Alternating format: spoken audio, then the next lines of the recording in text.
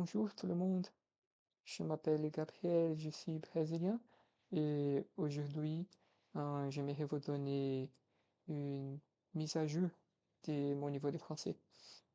Euh, alors, j'ai commencé à apprendre le français, je crois, il y a déjà 1 an et demi, 2 ans, je sais pas. Et j'ai déjà enregistré quelques vidéos de moi-même parlant français, évidemment. Euh, mais je pense que dans ces vidéos-là, j'ai pas assez de vocabulaire pour m'exprimer, aussi bien euh, comme aujourd'hui.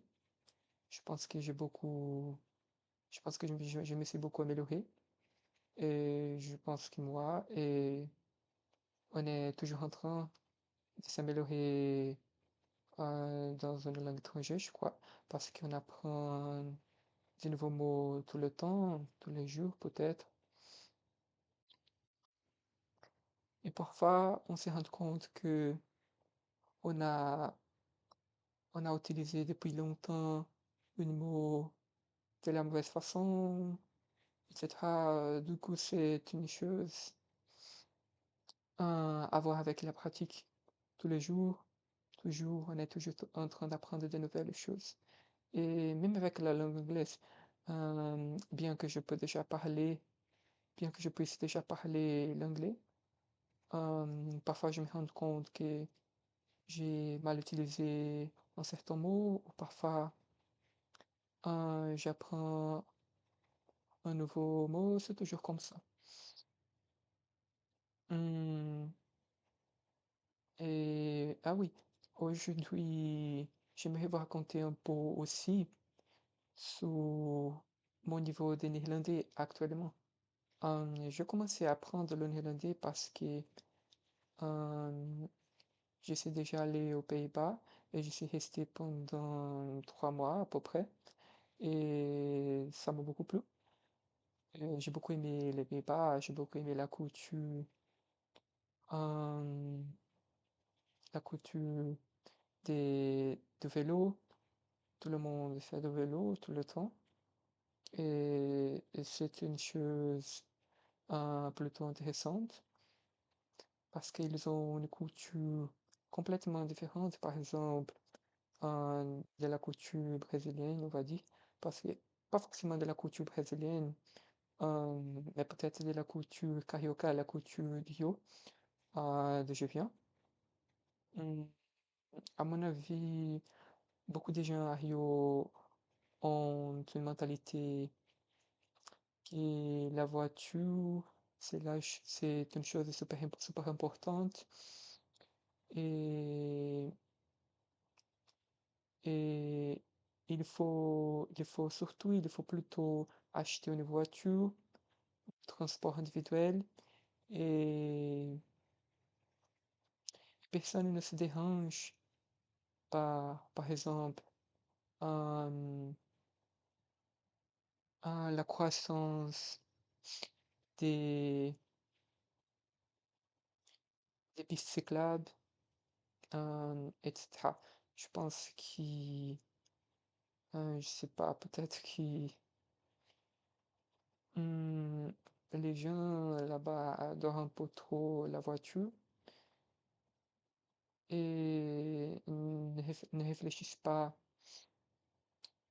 à utiliser le vélo plutôt que la voiture.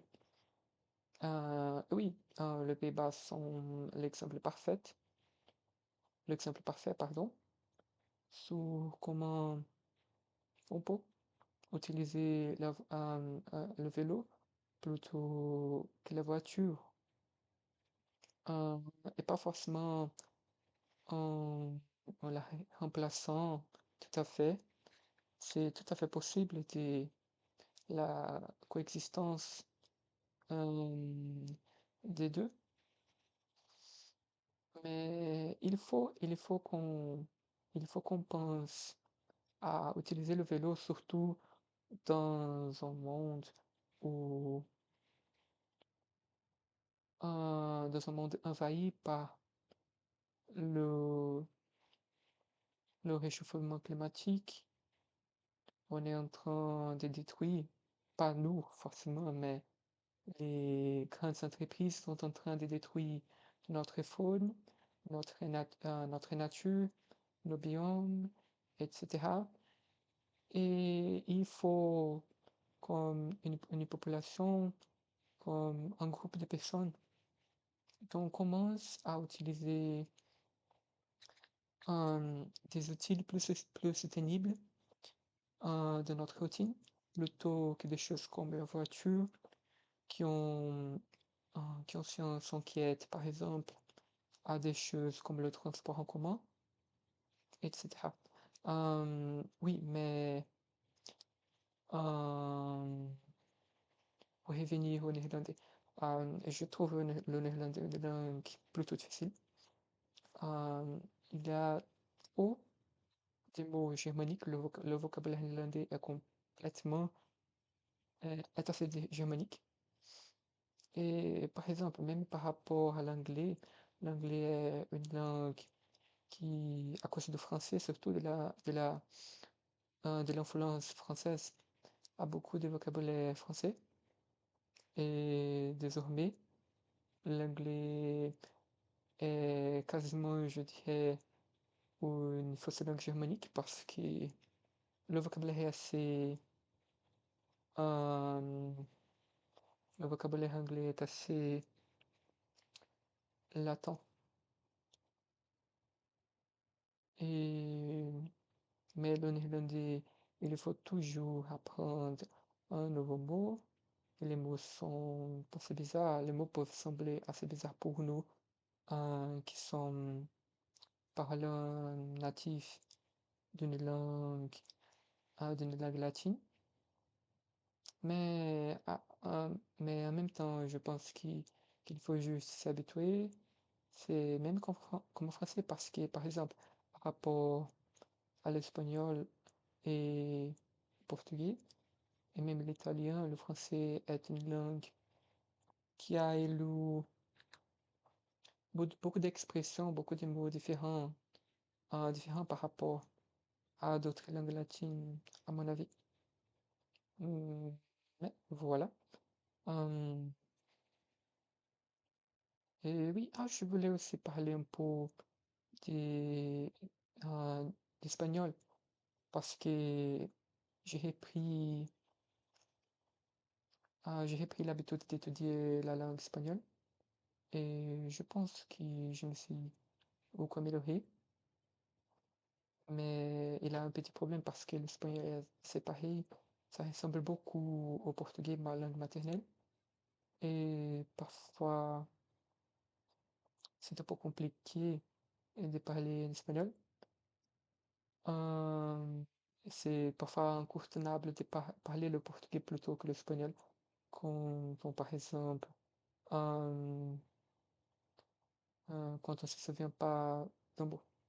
Et oui, voilà. Je peux vous montrer un peu de moi parlant espagnol. Hola, me llamo Gabriel, yo tengo 21 años y yo estudié español cuando estaba en la escuela, cuando tenía, no estoy seguro, tal vez 12 años, yo creo. Yo había una profesora o una maestra de español que era española, entonces eras, era más fácil de aprender el español y la pronuncia también, porque la profesora era muy buena y ella había una pronuncia nativa, ella podía hablar el castellano nativo, entonces yo diría que mi nivel de español no es muy mal, no es muy malo, pero necesito, necesito practicar un poquito más porque no estudiaba español desde que yo había, no sé, am, 16 años, yo creo. Eh, es un poco muy parecido con el portugués, pero me gustaría mucho, me encantaría poder hablar en español. Et, et oui, voilà. Et je peux vous montrer un peu moi parler néerlandais. Hallo, mijn naam is Gabriel. Ik ben 21 jaar oud. Ik ben Braziliaans.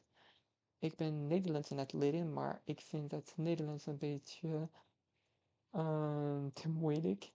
Want de woorden zijn heel Hermans. Er is te weinig, er zijn te weinig Latijnse woorden. Maar ik wil echt het Nederlands leren, omdat, want ik wil naar Nederland verhuizen, zodat ik heb het Nederlands nodig om te kunnen spreken. Oui, c'est compliqué. Euh, oui, le néerlandais est probablement la langue la plus compliquée que je n'ai jamais appris, en fait, que je suis en train de prendre actuellement. Et voilà. Euh, N'hésitez pas à laisser des commentaires, s'il vous plaît. Abonnez-vous à ma chaîne.